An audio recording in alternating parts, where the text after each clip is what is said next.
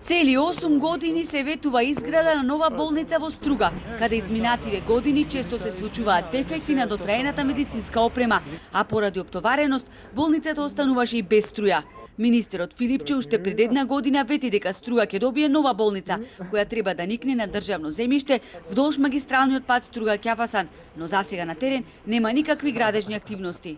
Тоа што административно ние успори постапката беше тоа што имаше мораториум за градба.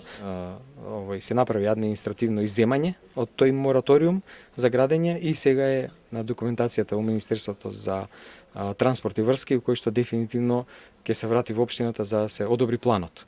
Но лекарите немаат трпение, бараат соодветни услови за здравствена заштита на пациентите. Дел од објектите во старите и дотраени згради, дури и бараки каде што се сместени оделенијата, се нефункционални, без просторни услови со амортизирана инфраструктура. Суршкава болница со години се тактизираат политички. Ова година, друга година, па имаме и обечаи од страна на министри, заменици министри, но вие сами се гледате, може да се снимате на сите одели. Состојбата е многу тешка. Значи не може да се функционира на вакви услови. Во Струшката болница како во Кошница, врио од пациенти. На хирургија каде има само 16 кревети и 2 операциони сали, дневно се прават и по 5-6 операции. Пациентите како да чекаат хотелска соба, а не болнички кревет.